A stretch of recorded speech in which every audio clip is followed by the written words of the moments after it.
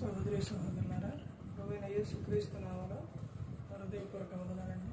ముందుగా ఇంత మంచి సమయాన్ని ఇచ్చిన తండ్రి దేవునికి ప్రభువైన క్రీస్తు ద్వారా కృతజ్ఞతలు చెల్లిస్తున్నానండి. అందరూ బాగున్నారండి. వాక్యం చదువుకొని ప్రార్థన చేసుకున్న తర్వాత పాఠంలోకి వెళదామండి. యోహాను గారు రాసిన సువార్త 14వ అధ్యాయం 1వ వచనం నుంచి. మీ హృదయమును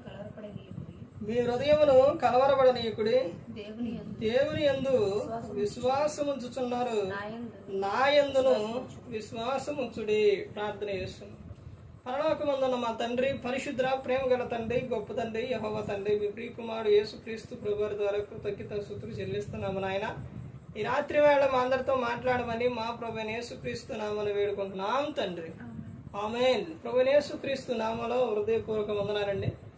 దేవుని కుమారుడు యేసుక్రీస్తు ప్రభువు ఈ లోకానికి వచ్చిన తర్వాత పరలోక రాజ్యం సమీపిస్తుంది కనుక మారు మనసు పొందమని ప్రకటింప మొదలుపెట్టారు. అంశం పాట పేరు ఏంటంటే మీ హృదయమును కలవరపడనీయుకుడి. అంశం ఏంటి? మీ హృదయము కలవరపడనీయుకుడి. అపవాది దేని మీద కొడతారనంటే హృదయం మీదే. దేని మీద?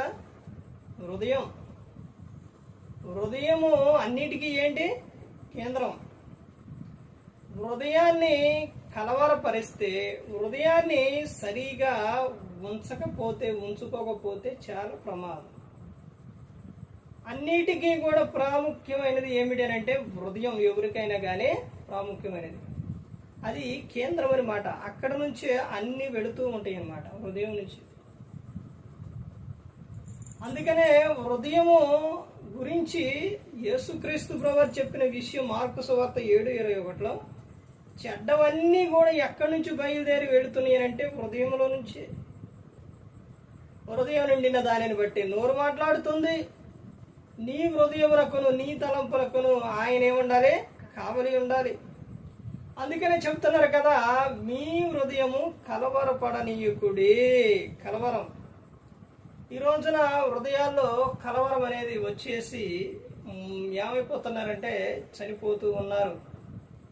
కుటుంబ విషయాల్లో కుటుంబాన్ని పోషించలేక, కుటుంబ బాధ్యత, అప్పులు ఇవన్నీ కూడా వచ్చేసి హృదయము కలవరపడేసి హృదయాన్ని కలవరపెట్టుకొని ఏం చేస్తున్నారంటే చనిపోతూ ఉన్నారు. ఉరి పెట్టుకొని చనిపోయేవారు కొంతమంది, ఉరి వేసుకొని చనిపోయేవారు కొంతమంది, తాగి చనిపోయేవాడు కొంతమంది, రకరకాలుగా వారు ఏమైపోతున్నారు? చనిపోతూ ఉన్నారు. కారణం ఏమిటి అని అంటే హృదయము. ఏదైనా చేసేటప్పుడు, తప్పు చేసేటప్పుడైనా, ఏదైనా కొనేటప్పుడైనా, చేసేటప్పుడైనా హ్యాపీగా ఉంటుంది.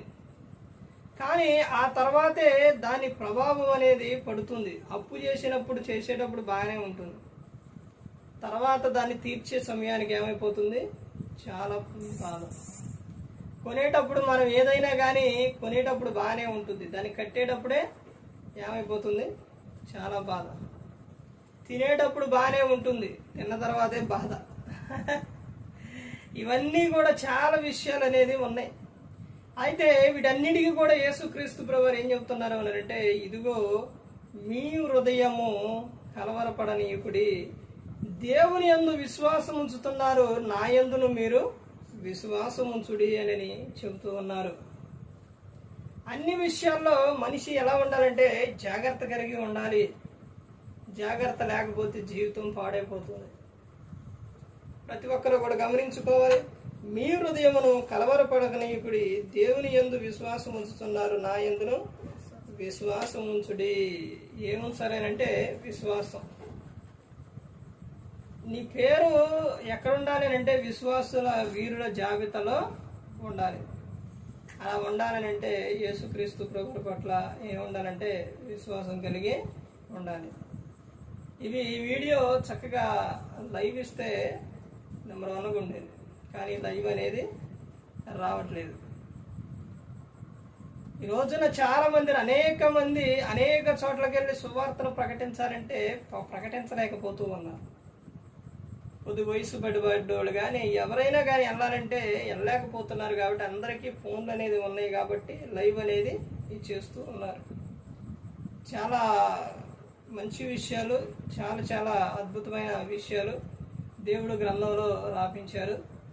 హృదయం అన్నిటికంటే మోసకరమైనది, వ్యాధి గలది, ఘోరమైనది. అందుకని హృదయము అనేది చాలా జాగ్రత్త కలిగి ఉండాలి. ఇదిగో నేను లోకాన్ని జయించాను, మీరు మీ హృదయాన్ని జయించాలి. హృదయం యొక్క ఆలోచన అనేది హృదయము ఎలాంటిదేనంటే అందులో నువ్వు ఏదైతే పెడతావో, ఏదైతే ఆలోచిస్తావో అదే నీ జీవితాన్ని ఏం చేస్తుందంటే బాగు చేస్తుంది, పాడు చేస్తుంది. ఆ హృదయంలో ఒక అమ్మాయి ఫోటో పెట్టుకుని అమ్మాయి ఫోటో పెట్టుకొని అబ్బాయి ఫోటోని పెట్టుకున్నారనుకోండి, ఏమైపోయింది? వారి జీవితాలు పాడైపోతాయి. అదే ఆ హృదయంలో దేవునికి చోటిస్తే, నీ హృదయంలో దేవునికి చోటిస్తే దేవుడు పరిశుద్ధుడు కనుక నీ జీవితం పరిశుద్ధంగా ఉంటుంది. అపవాదికి ఇస్తే అపవాది తంత్రగాడు, మోసగాడు కాబట్టి నీ జీవితం ఏమైపోతుంది? పాడైపోతుంది. అంటే హృదయము ఒక కేంద్రం అన్నమాట. అందులోని కొన్ని ఒక హృదయాన్ని వేసి కొన్ని అటు ఇటు ఇవన్నీ రాసి పెడితే అందులోనే ఏం కనపడుతుంది అని అంటే కొన్ని మంచివి కనపడతాయి, కొన్ని చెడ్డవి కనపడతాయి. అంటే నువ్వు హృదయంలో ఏదైతే పెడుతున్నావో, ఏదైతే దాచుకుంటున్నావో అవే ఏమైపోతుంది? నీ జీవితం అనేది అయిపోతుంది. హృదయము అనేది చాలా జాగ్రత్త కలిగి ఉండాలి. హృదయం యొక్క ఆలోచన, తలంపులు ఇవన్నీ కూడా సరిగా ఉండాలి. ఈ రోజున హృదయాలు కలవరపడి ఎంతోమంది చనిపోతూ ఉన్నారు.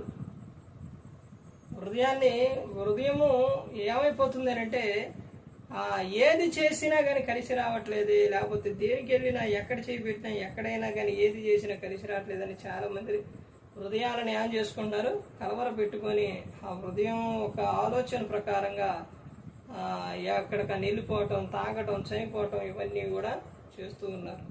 అందుకనే చెప్తున్నారు కదా, నీ హృదయము కలవరపడనియొద్దు, ఇదిగో నేను ఉన్నాను, నువ్వు భయపడొద్దు అని దేవుడు చెబుతూ ఉన్నారు. ఏ ఒక్కరు కూడా నశించి నరకానికి వెళ్ళిపోకూడదని యేసుక్రీస్తు ప్రభువు ఈ లోకానికి వచ్చి మనందరి కోసం సిలువలో తన ప్రాణాన్ని పెట్టి ఉన్నారు. మరి ఈ విధంగా నిలబెట్టి మాట్లాడించిన తండ్రి అయిన దేవునికి కృతజ్ఞతాస్తుతులు చెల్లిస్తూ ఇంతవరకు శ్రద్ధగా ఉన్న మీకు ప్రభు పేరున హృదయపూర్వక చెల్లిస్తూ మాటలు ముగిస్తాను. అందరికీ వందనాలు.